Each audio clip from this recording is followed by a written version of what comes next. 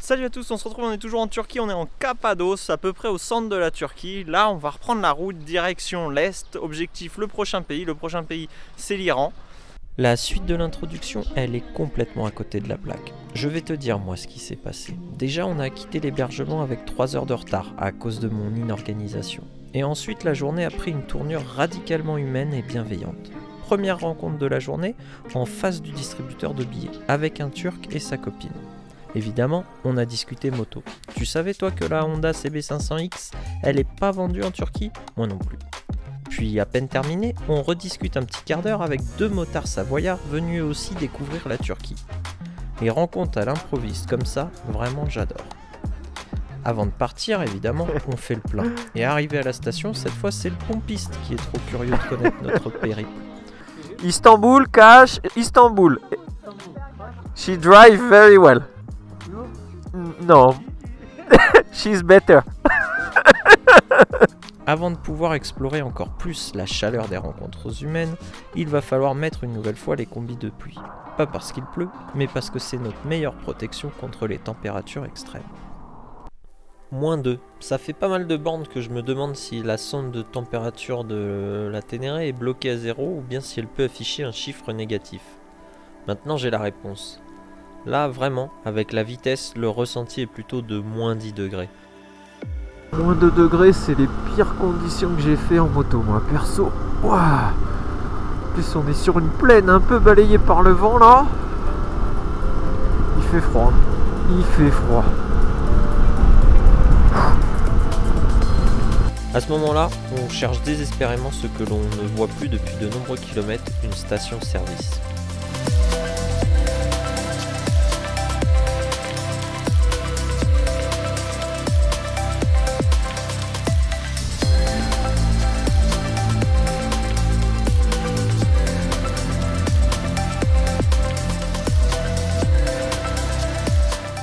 Finalement on en trouve une, mais là clairement à ce moment-là on est penaud, presque hagard. On se retrouve dans une station même pas chauffée. Il n'y a ni table ni chaise pour s'asseoir. On hésite, on tourne en rond, on fait quoi? Dehors il fait -2, ici il fait 0.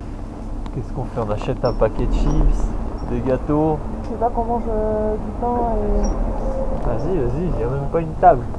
C'est qu'on est nulle part. Moi je suis sorti voir si le restaurant d'à côté il était ouvert, histoire d'avoir un peu de chaleur. Et puis on allait partir, quand soudain, à l'arrière de la station, une porte s'ouvre. Et là, miracle.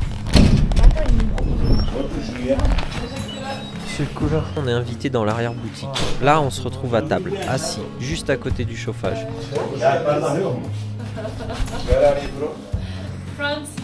Le personnel de la station nous offre le thé et la conversation s'engage.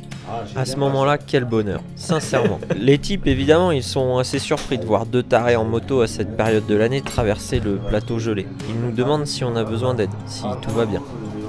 On a la chance de rencontrer Semak, un Turc qui a vécu quelques années en Normandie et qui parle très bien français. On en profite pour prendre quelques renseignements sur la suite de notre itinéraire. Elbistan, c'est plus haut qu'ici ou Non, c'est la même côte. Ok. Mais de la montagne, il y en a comme ici là. On commence ici jusqu'à Elbistan là. Ok. De la montagne. Ok. Parce que Fenerbahçe, Fenerbahçe. Tudukao, Elbistan. Darende, Malatya, à Göksun, encore à gauche, Ouais, c'est ça, ouais. Elbistan, Et après, Tudukao, Göksun, Kahramanmaraş. Ok. Merci beaucoup en tout cas. Après cette chaleureuse rencontre humaine, on se remet en route. Il faut quand même avancer. Premièrement parce qu'on a de la borne et deuxièmement parce qu'il vaut mieux pas tarder. Rouler la nuit, c'est s'exposer au verglas et à un froid encore plus mordant.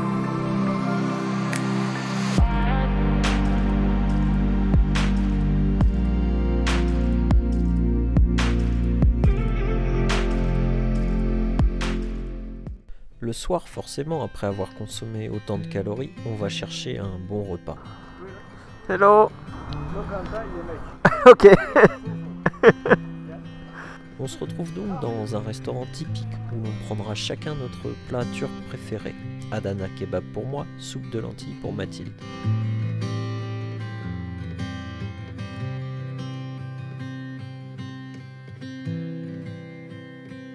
Le gérant du restaurant est encore une fois très chaleureux, et lorsque je prends quelques secondes pour filmer les lieux, il m'invite dehors pour me montrer ce que j'appellerais la théière locale.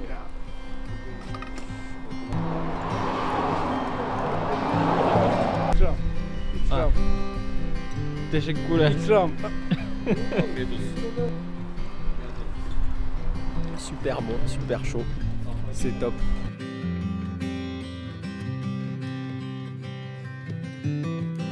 Le lendemain, on reprend la route. Les paysages sont somptueux et le froid est toujours là. Cet épisode, tu l'auras compris, il est placé sous le signe de l'hospitalité et la bienveillance turque. Tiens, un checkpoint militaire. Hello. Passport, please. Yes. Where are you from? France.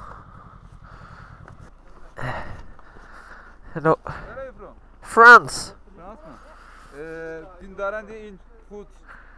Food. Neydi oranın adı? Ha, Zaren sen konuş.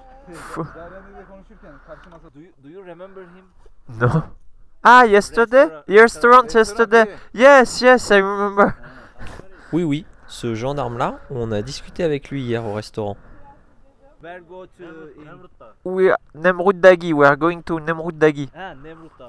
Ha, okey. Je comprends pas le turc, mais à ce moment-là, je sens que l'ambiance est détendue. Somuncu babamız ki. Şelale var. Gökpınar şelale. Do you know Somuncu Baba? No. No. What is it? Ondan sonra şelale vardı. Have a nice day. Take care yourself. Thanks a lot.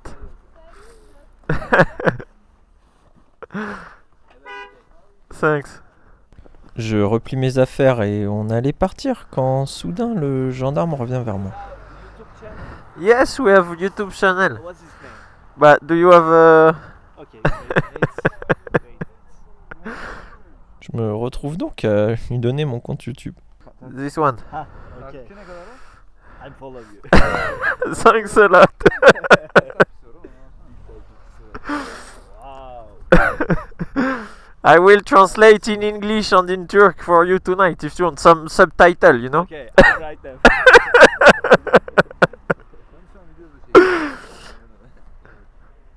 Have a nice day. Thanks a lot. Ce monsieur, il est tellement sympa qu'il ira même poster un chaleureux commentaire sur une des vidéos. Bon, en tout cas, premier contrôle de police. C'était une expérience vraiment sympathique, très sympathique. Me retrouver là avec un monsieur qui me demandait si je me souvenais de lui hier au restaurant et un autre qui finit par te demander ton channel YouTube. C'est vraiment cool. Non, ils ont été très sympas, très agréables et puis ça a été une chouette expérience, faut le dire, faut savoir dire. Des fois il y a des abus, mais des fois, bravo, cool. En tout cas nous, cette expérience-là, elle s'est bien passée. La fin du trajet, j'ai même pas envie de te la commenter tellement je l'ai trouvé magnifique. Regarde.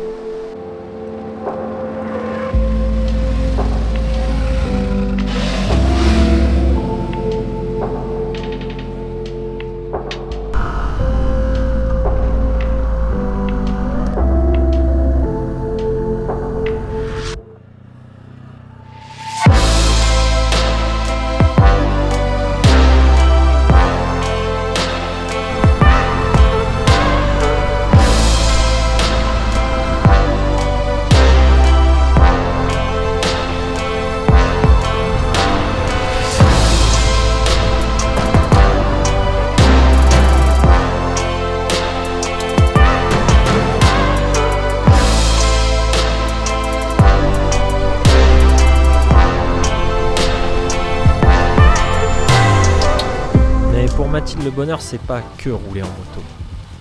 Tu es heureuse là? Ouais. Quand on est arrivé chez notre hôte, il était dehors, en train de laver sa voiture. Du coup, Mathilde, elle a saisi l'opportunité. Mais au fond, est-ce que c'est pas ça la plus belle marque d'hospitalité? Prêter son tuyau d'arrosage pour laver sa moto. Eh, on dirait une vieille pleine d'arthrose. Tiens-toi là, tiens-toi au pare-main là. Tiens-toi, tu vas tomber. Faut que tu m'aides là. Je peux pas, je filme.